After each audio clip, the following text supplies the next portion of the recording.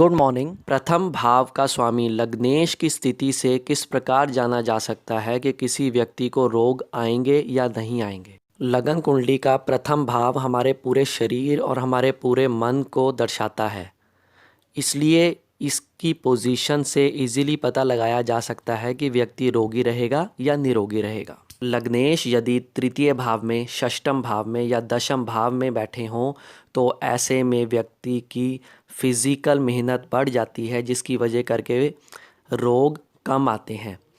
तीसरा भाव, छठा भाव और दशम भाव उपचय भाव माने जाते हैं। लग्नेश का इन भावों में बैठने का मतलब कि व्यक्ति को फिज़िकली ज़्यादा मेहनत करनी पड़ेगी अपनी अर्निंग करने के लिए, लेकिन क्योंकि वो फिज़िकली ज़्यादा मेहनत करेगा तो ऐसे में उसको रोग कम आएंगे। इसे हम ऐसे समझ सकते हैं कि जो ज़्यादा फिज़िकल वर्क करता है वो व्यक्ति निरोगी रहता है, और जो व्यक्ति ज़्यादा बैठता है, कम फिज़िकल वर्क होता है उसका, और उसको डिजीज़ फिर ज़्यादा लगती हैं। यदि मैं आपसे कहूँ कि आप अपने लग्नेश को चतुर्थ भाव या दशम भाव में से किस में बिठाना पसंद करेंगे। चतुर्थ भाव हमारे हर प्रकार के सुख को रिप्रेजेंट करता है। घर का सुख, गाड़ी का सुख, वाहन का सुख, मकान का सुख, भूमि का सुख इत्यादि।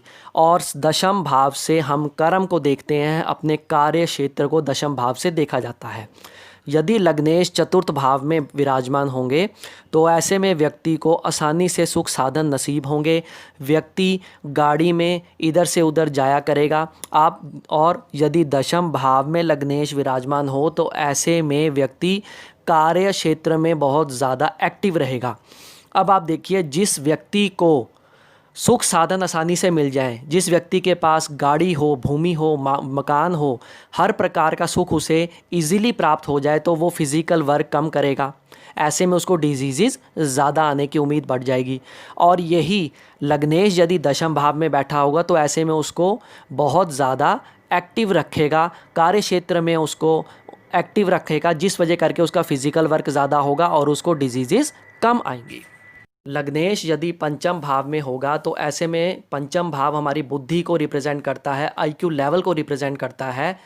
ऐसे में व्यक्ति का जिस भी प्रकार का कार्य क्षेत्र होगा उसमें बुद्धि का ज़्यादा इस्तेमाल होगा, उसका माइंड जो होगा मेंटली ज़्यादा एक्टिव रखेगा, जिस वजह करके उसको ज़्यादा डिजीज़ आने की उम्मीद बढ़ेगी। क्योंकि जो माइंड से ज़्यादा काम लेता है ऐसे में उसका फिज़िकल वर्क कम हो जाएगा, क्योंकि उसकी सिटिंग जॉब भी हो सकती है।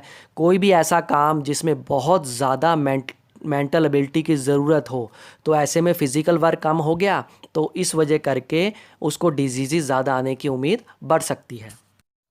लग्नेश यदि द्वितीय भाव में या सप्तम भाव में विराजमान हो तो ऐसे में भी रोग ज़्यादा लगने की उम्मीद बढ़ जाती है, क्योंकि द्वितीय भाव और सप्तम भाव दोनों मारक स्थान कहे जाते हैं। हालांकि लग्नेश का दूसरे भाव में बैठना शुभ भी माना जाता है, क्योंकि ऐसे में द्वितीय भाव हमारी वाणी को, हमारी फाइनेंशियल कंडीशन को और साथ में हमारे फैमिली मेम्बर्स के साथ हमारे रिलेशन को भी दर्शाता है। और लग्नेश यदि सप्तम भाव में बैठा होगा तो सप्तम भाव में, क्योंकि सप्तम भाव हमारे मैरिड लाइफ को रिप्रेजेंट करता है, हमारे पार्टनर के साथ हमारे रिलेशन को रिप्रेजेंट करता है, डेली वेजेस को रिप्रेजेंट करता है, इसलिए द्वितीय भाव और सप्तम भाव में लग्नेश का बैठना शुभ भी है। लेकिन क्योंकि ये दोनों स्थान मारक हैं इसलिए व्यक्ति को रोग ज़्यादा आने की उम्मीद बढ़ जाती है। लग्नेश यदि बाकी के बचे स्थानों पर बैठे हों तो ऐसे में हमें ये देखना पड़ता है कि किस शुभ ग्रह की, किस क्रूर ग्रह की दृष्टि है लग्नेश पर और लग्नेश किस राशि में बैठा है, उसके अकॉर्डिंग पता लगाया जा सकता है कि व्यक्ति रोगी रहेगा या निरोगी रहेगा। यदि लगन कुंडली में आपका लग्नेश कमज़ोर अवस्था में बैठकर आपको रोग दे रहा है तो आप अवश्य अपनी चंद्र कुंडली ज़रूर चेक कीजिए।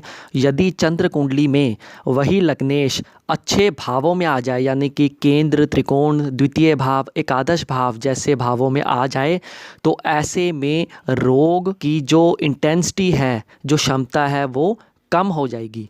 यदि लग्नेश चंद्र कुंडली में त्रिकोण के भाव या केंद्र के भाव में अच्छी स्थिति में दिखाई दे रहा है तो ऐसी अवस्था में आप लग्नेश का रत्न भी धारण कर सकते हैं, ताकि आप आपको रोग से निवारण मिल सके।